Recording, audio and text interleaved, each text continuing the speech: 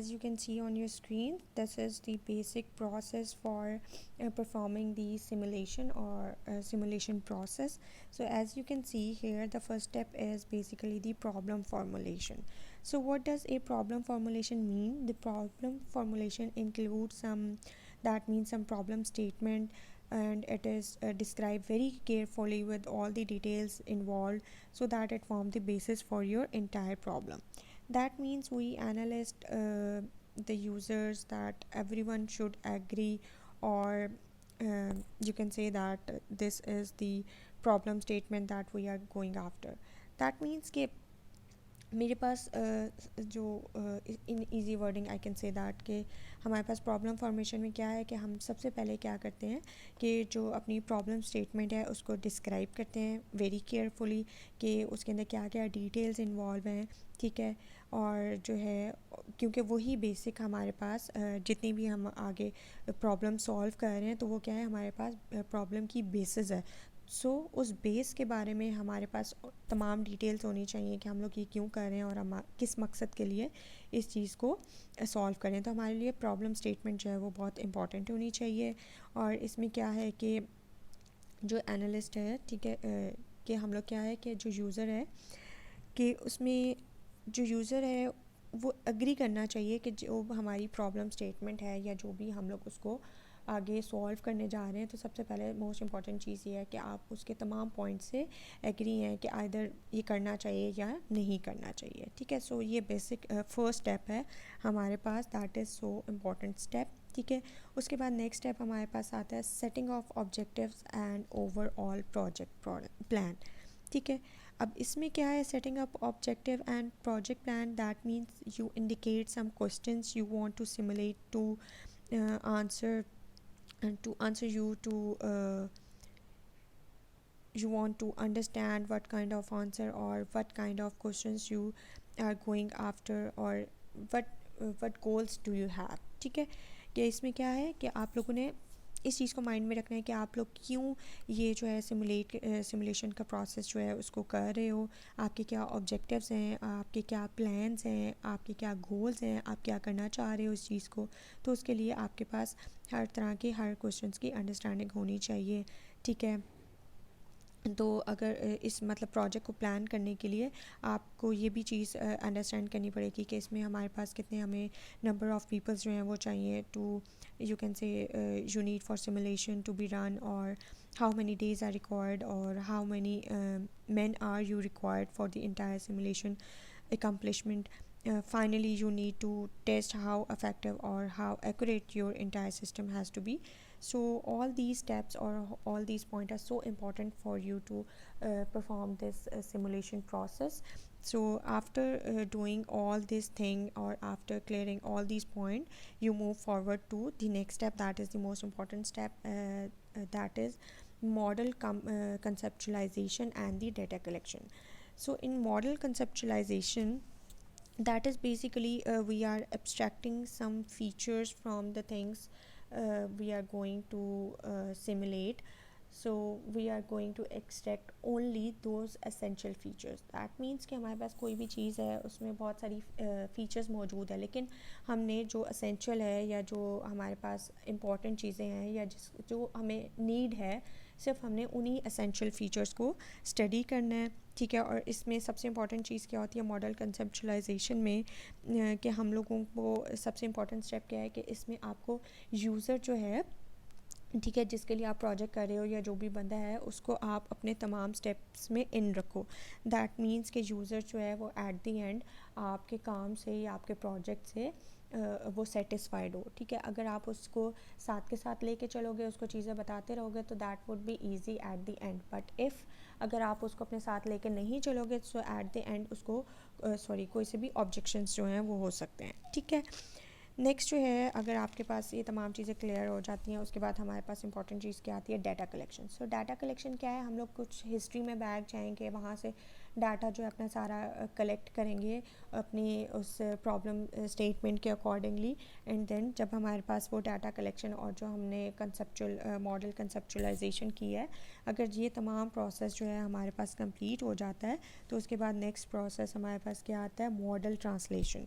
सो model translation में क्या मतलब है इसका? मतलब कि translate this model, it would be it would be like a computer program where you can say that where you enter or where you have set some inputs, where you design a program for the outputs.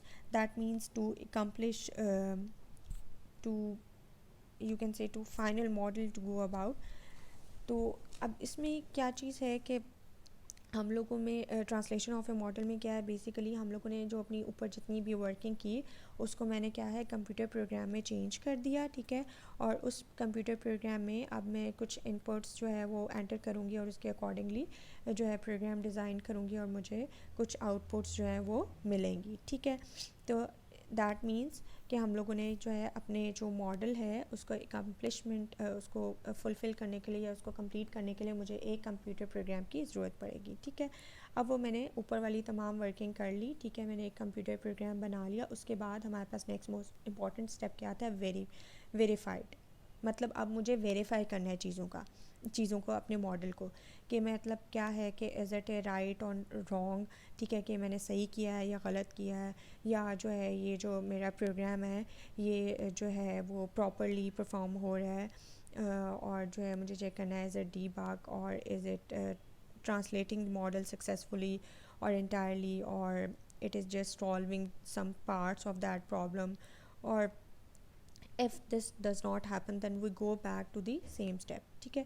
कि मतलब क्या है कि हम लोगों ने verify करना है कि जो मॉडल ऊपर मैंने बनाया है कि वो किस हद तक वर्किंग कर रहा है, परफॉर्म सही कर रहा है या नहीं कर रहा। तो अगर उसमें कुछ इश्यूज़ आ रहे हैं देन मैं अगेन जो है मॉडल जनरेट करूँगी और अगेन वेरीफाई करूँगी। मतलब ये प्रोसेस जो है वो मैं अगेन एंड अगेन करती रहूँगी जब तक कि मेरे पास वेरीफाइड रिज़ल्ट जो हैं वो नहीं निकल आते। तो अगर मेरे पास वेरीफाइड रिज़ल्ट आ जाते हैं तो उससे नेक्स्ट स्टेप क्या आ जाएगा?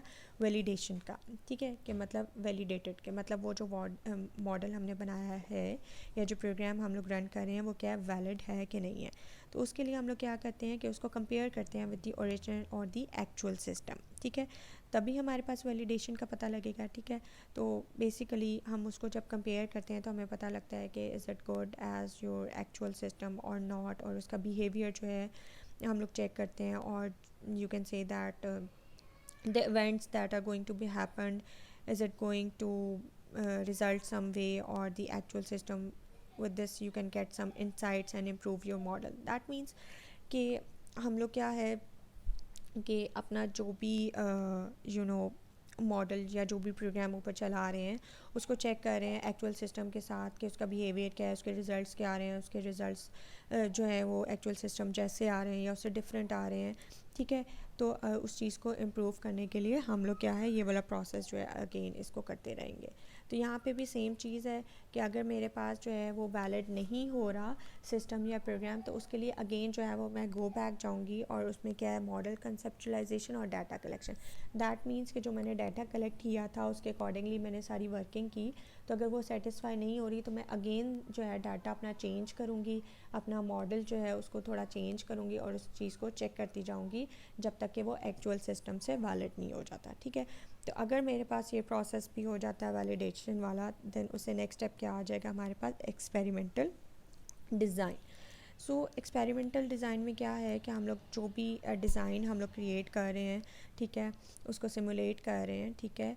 And you can say that each design you created is simulation, and since it is an experiment, the decisions are made that how long the simulation would run, how many repetition each run should be, you can say should be needed, and what should be the initialization or the assumption parameters. So all these things we have to keep in mind that कि जब हम experimental design कर रहे हैं तो वो किस तरह से डिज़ाइन कर रहे हैं, उसमें हमारे पास जो है जो डिज़ाइन हम क्रिएट कर रहे हैं उस पर सिमुलेशन अप्लाई कर रहे हैं, ठीक है।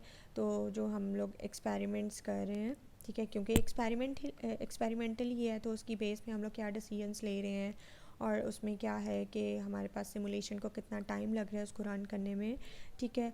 और कितनी रेपिटेशन मुझे चाहिए हर रन में, ठीक है। तो और उसके लिए कुछ इनिशियलाइजेशन और कुछ एजम्पशन जो पैरामीटर्स हैं उन तमाम चीज़ों को हम लोग एक्सपेरिमेंटल डिज़ाइन में स्टडी करते हैं। तो अगर ये तमाम चीज़ें सेटिस्फाई हो जाती हैं देन हम नेक्स्ट स्टेप की तरफ जाते हैं, that should be production run and analysis. तो इसमें क्या है, हम लोग इस प्रोग्राम को या उस चीज़ को सिमुलेशन को रन करते हैं, मतलब I do more and more runs, ठीक है। उसके बाद क्या है, जब मैं ज़्यादा से ज़्यादा रन करती हूँ, नेक्स्ट स्टेप में मेरे पास क्या है, I get that means that we don't need more insides and the next step is logical, you can say that logical step. So ये जो मोर रन्स वाला स्टेप है, इसके बाद हमारे पास नेक्स्ट मोस्ट इंपॉर्टेंट स्टेप क्या आ जाता है, डॉक्यूमेंटेशन एंड रिपोर्टिंग स्टेप, ठीक है। सो डॉक्यूमेंटेशन एंड रिपोर्टिंग स्टेप जो है वो हमारे लिए बड़ा इंपॉर्टेंट है, क्योंकि इसके अंदर क्या है, हम लोग जो प्रोजेक्ट है वो किसी भी नेक्स्ट पर्सन को क्या है हैंडेड ओवर करते हैं, ठीक है।